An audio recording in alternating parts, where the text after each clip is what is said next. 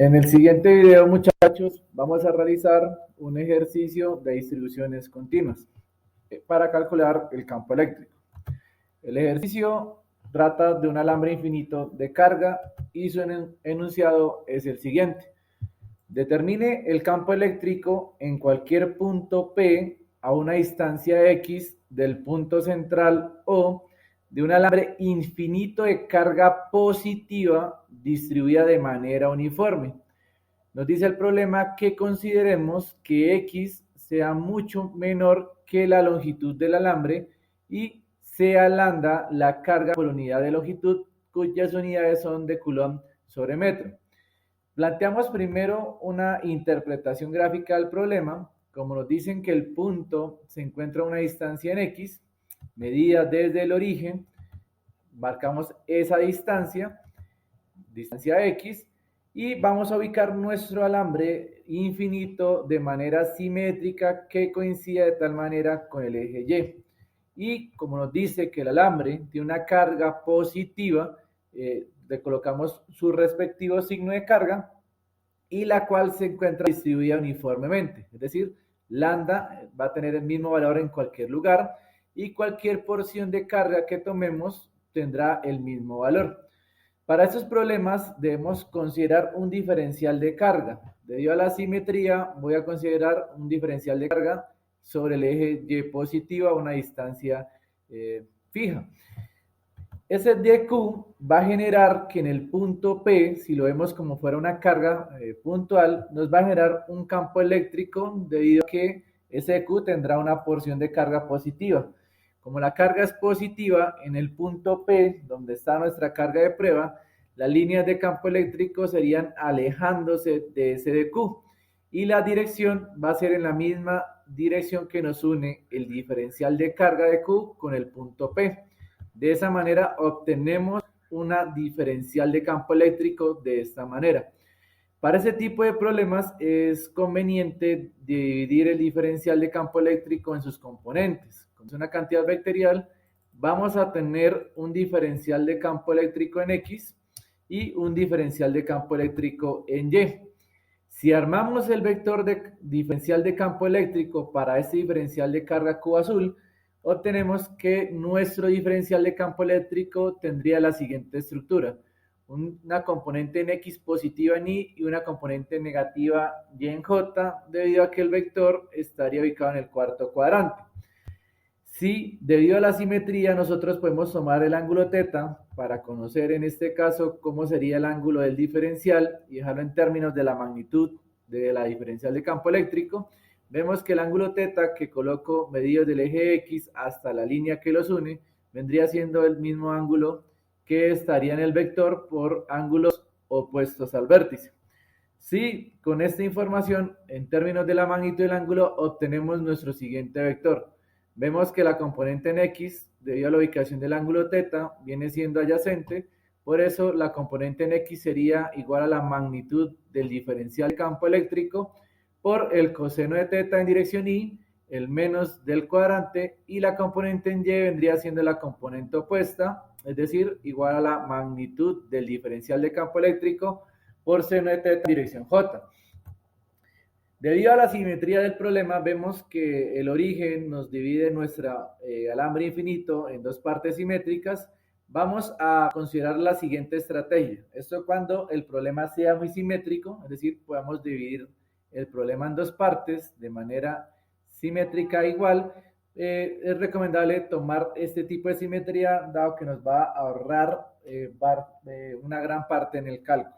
Entonces vamos a mirar a lo que me refiero. Voy a tomar otro diferencial de Q por la parte de abajo a la misma distancia del origen, pero ahora sobre el eje Y negativo. Este diferencial de Q naranja en el punto P también va a tener una distancia, en este caso igual a la diferencial de Q, y va a generarme en ese punto otro diferencial de campo eléctrico, pero ahora su dirección estaría en el primer cuadrante. Va a tener la misma magnitud, dado que estoy considerando la misma diferencial de carga y la carga es positiva. Entonces, en este caso, si dividimos el vector diferencial en dos componentes, voy a tener una diferencial en X y una diferencial en Y. Miremos cómo la diferencial en X se solapan, es decir, se van a sumar y en este caso sobreviven. Y miremos que la diferencial en Y, tanto de azul como naranja, de los diferenciales de carga, arriba y abajo del eje Y, en este caso tienen la misma magnitud, pero sentido contrario y la misma dirección, por lo cual estas componentes se nos van a cancelar. Entonces, basados en ese argumento de simetría, el diferencial de campo eléctrico tiene la siguiente estructura: la magnitud del campo eléctrico, el ángulo también vendría siendo en este caso el mismo ángulo teta, vendría siendo adyacente en dirección Y y seno en dirección J.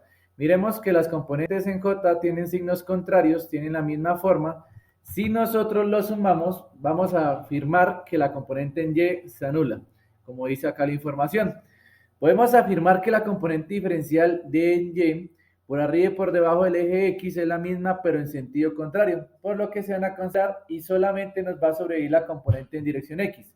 Bajo este argumento de simetría, nuestro diferencial de campo eléctrico va a ser igual a la componente solamente en X y en este caso en dirección Y. ¿Por qué? Porque la carga es positiva y estaría alejándose. Recuerden que si la carga es negativa, los vectores de diferencial de campo eléctrico se invierten. Digamos que ahora apuntarían hacia los diferenciales de carga y obviamente los signos de aquí, los diferenciales, van a cambiar dependiendo del cuadrante donde se encuentren. Entonces, ya teniendo mi primer diferencial, procedemos a armar el problema. En problemas donde no se pueda eliminar estas partes por simetría, las componentes, debemos trabajar cada componente por separado o recordar que son términos independientes. Partimos de nuestro diferencial, mantenemos nuestro mismo gráfico y recordamos que la magnitud del diferencial de campo eléctrico tiene la siguiente estructura, basados en la ley de Coulomb, que nos dice que la magnitud del diferencial de campo eléctrico es igual a 1 sobre 4 pi epsilon sub 0, que es la constante eléctrica de Coulomb, multiplicado por el diferencial de carga sobre el R al cuadrado, donde R al cuadrado viene siendo la distancia de separación entre el punto donde se evalúa el campo eléctrico y los diferenciales de carga y elevado al cuadrado. Si nosotros miramos nuestro problema, podemos obtener lo siguiente. Entonces, reemplazamos la magnitud del campo eléctrico en la expresión original y nos quedaría que la magnitud se multiplicaría por el coseno de teta en dirección Y. Ahora vamos a interpretar de nuestro gráfico quién es R y de qué variables depende. Miramos que en este caso X es una variable constante y vamos a introducir una variable en el eje Y, la distancia que habría desde el origen hasta nuestro diferencial de carga. De Q lo va a llamar en este caso Y, dado que se encuentra el alambre infinito en este eje. Es una variable que va a ir aumentando y disminuyendo. Recuerden que el de Q debe ir barriendo toda la longitud del alambre. De esa manera, por simetría, vemos que la distancia que hay del de Q al punto P viene siendo la hipotenusa del triángulo rectángulo que les estoy mostrando.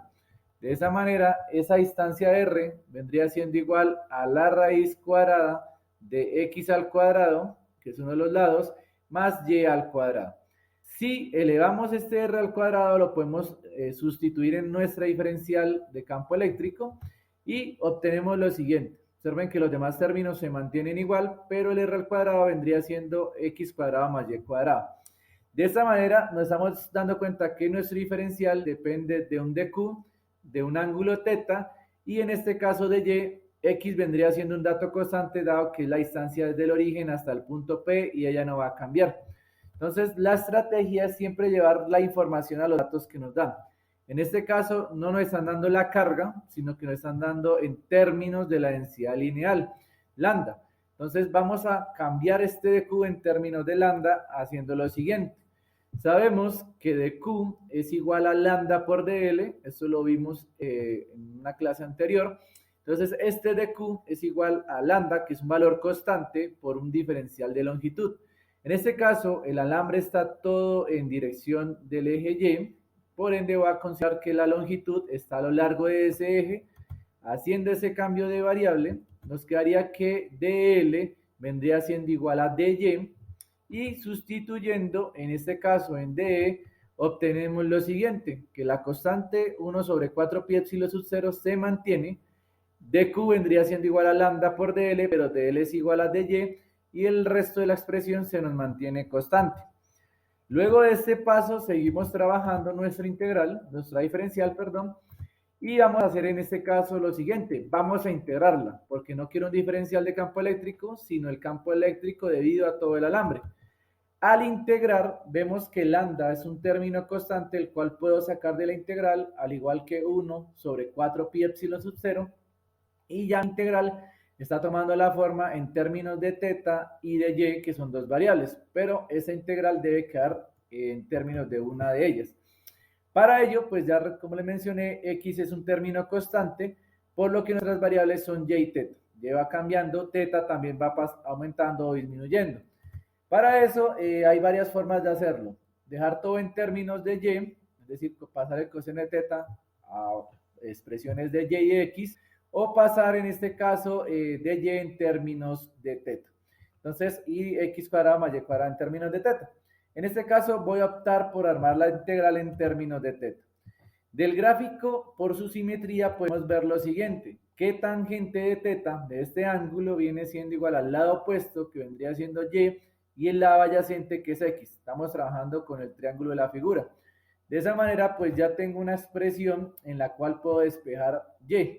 Al despejar y de tangente de teta, nos quedaría que y es igual a x tangente de teta. X está dividiendo, pasaría a multiplicar, y si derivamos esta expresión, dado que quiero cambiar el término de y, hacer ese cambio de variable, obtenemos lo siguiente, que la derivada de x, como es constante, quedaría quieta, y nuestra derivada quedaría en términos de la tangente. La derivada de la tangente es lo mismo que secante cuadrado de teta por d teta, dado que derivé. Si en este caso ahora usamos la definición de la secante, recordamos que secante es igual a 1 sobre coseno, pero como tengo secante al cuadrado, nos quedaría 1 sobre coseno cuadrado de teta, y nuestro diferencial y quedaría de la siguiente manera, x por d teta sobre coseno cuadrado de teta.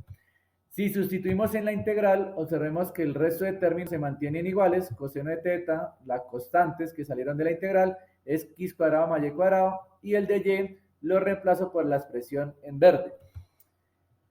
Observemos que ya en esta integral van quedando en términos de teta, nos hace falta cambiar el término del denominador, x cuadrado más y cuadrado.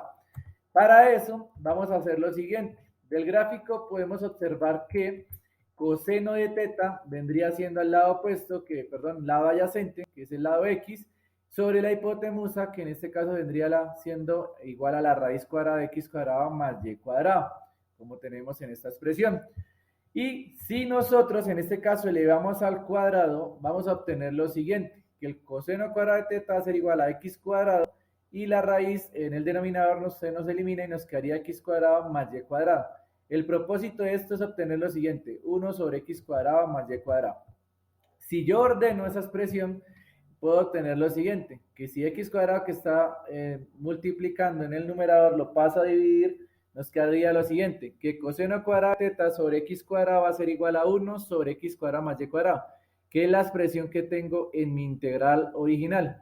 Al hacer ese cambio en esa integral, obtenemos que las constantes se mantienen, lambda sobre 4 pi epsilon sub 0, la integral, el coseno de teta que está en el numerador también se mantiene, pero 1 sobre x cuadrado más y cuadrado, esa expresión lo cambio en términos de coseno cuadrado de teta sobre x cuadrado.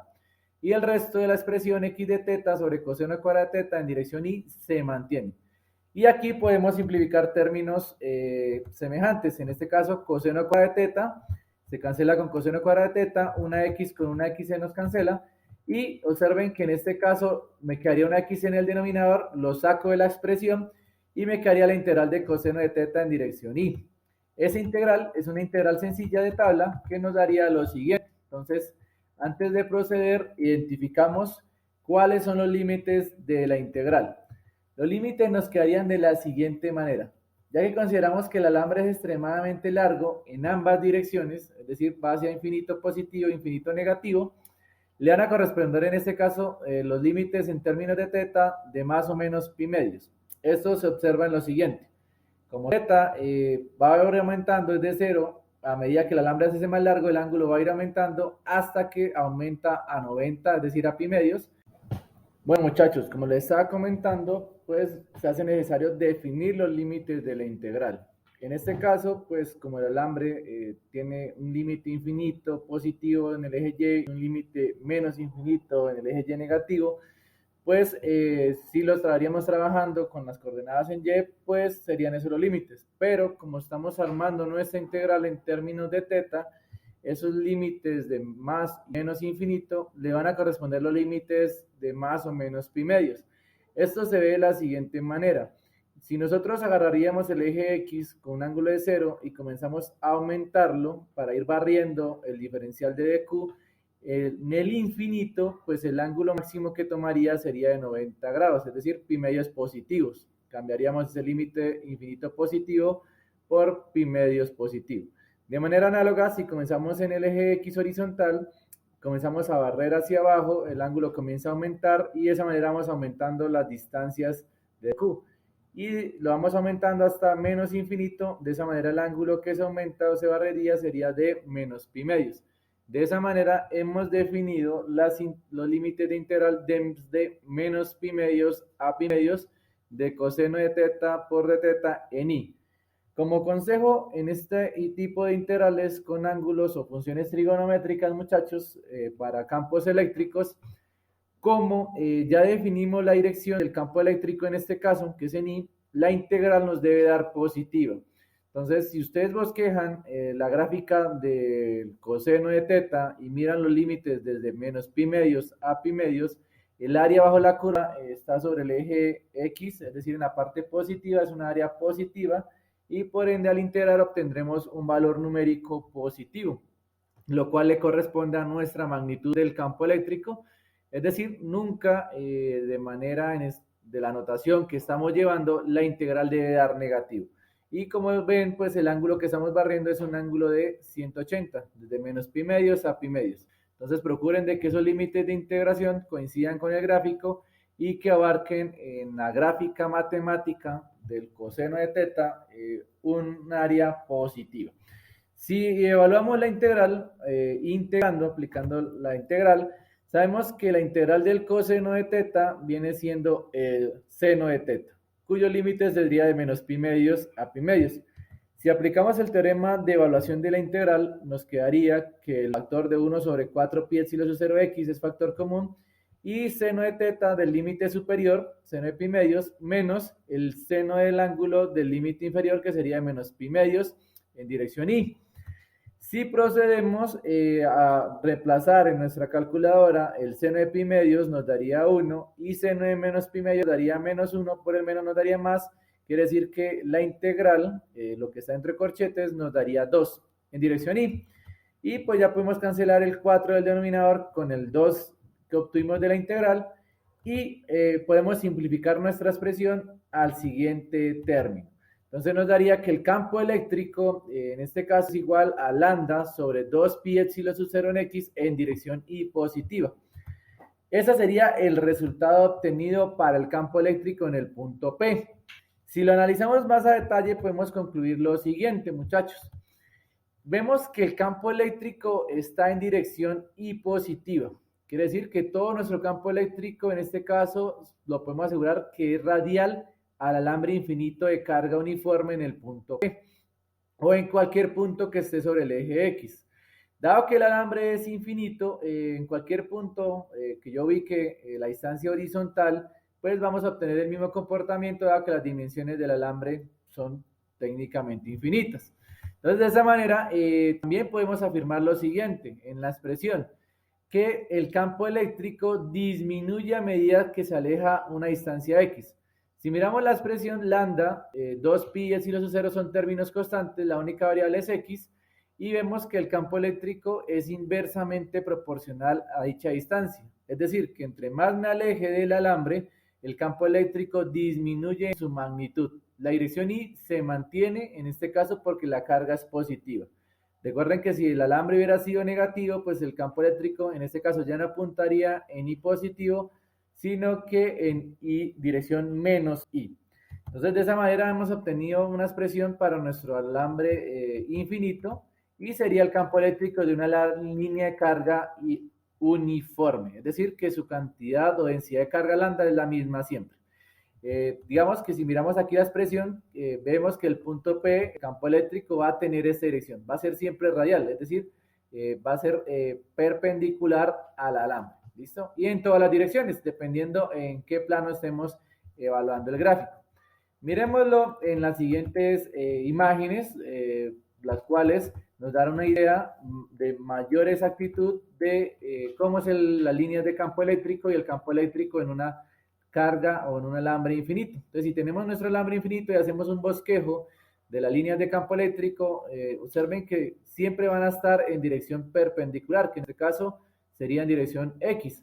Y depende dónde evalúe el punto. Nosotros lo hicimos en un punto a la derecha, observen que el campo eléctrico tendría dirección Y, pero si lo hubiéramos evaluado en un punto hacia la izquierda del alambre, la dirección sería ahora en menos Y. Y aquí tenemos un plano tridimensional en el cual vemos cómo las líneas son radiales, es decir, perpendiculares al alambre en un solo plano. Y si la analizamos en el espacio, vemos que en cualquier punto van a ser radiales a nuestro gráfico, ¿listo? De la línea de campo para el alambre infinito. Y muchachos, eso sería todo en la explicación de este problema. Espero les haya gustado y lo hayan entendido.